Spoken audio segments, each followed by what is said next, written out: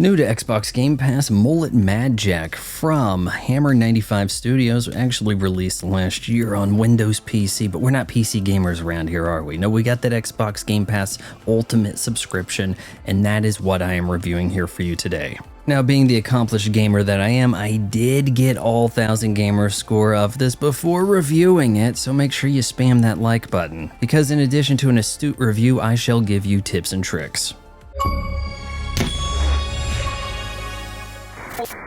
Mullet MadJack takes place in a fictional world highly stylized in the vein of 80s anime OVAs. These are original video animations. Think of it like direct-to-video, only higher quality than of what Disney was giving us in the time. A medium I'm very much familiar with and have been diving into lately. If you want to see my reviews on those, make sure you check out the channel. You take on the role of Jack Banhammer in this FPS roguelike, where billionaire AI robots have taken over society, and you and your neon swagger are tasked with rescuing an influencer who has 2 billion followers. Your civic duty is being live streamed by Peace Corps. As their moderator, you have 10 seconds to do some kind of stylish kill, or you get replaced by somebody else who I guess is up for the task, making Mullet MadJack a frantic chase through 82 floors of not quite working elevators as you pursue Mr. Bullet while taunted by an anime girl. The insane world building and comedy really hit home with me. You can even go into the menus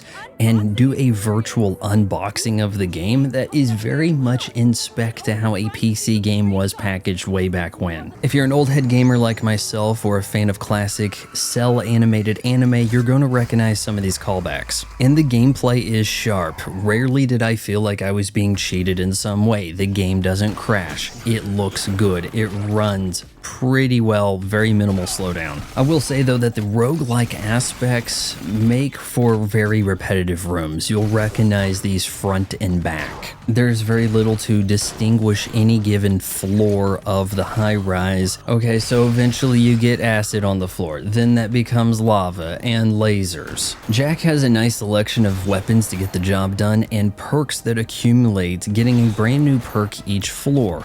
So, with this in mind, I would suggest that you actually go through Mullet MadJack on the easiest, lowest setting, the boomer shooter setting that has no timed death. You can proceed at your own pace, save the influencer, and acquire all of the permanent upgrades.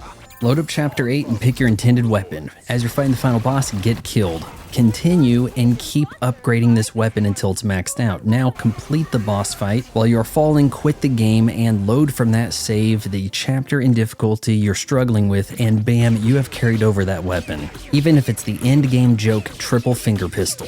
The best perk in the game is the lollipop. Always choose the lollipop, kids. But if you are defeated, you get a checkpoint on every 10th floor, and I would recommend just saving that lollipop because your base weapon going forward on those harder difficulties will be the maxed out pistol, which is plenty to get the job done. After all, headshots are going to give you extra time. Now that said, if you know a challenging boss is coming up, get that maxed out shotgun, which can be overloaded for superior damage. There is an achievement for reaching floor 30 in the endless mode, which is not as tough as it sounds. Now, I got stuck a couple times and I reworked my strategy, eventually reaching floor 49 and getting top 5 on the global leaderboard, but it turns out that's glitched in everybody's top 5 on the global leaderboard on Xbox.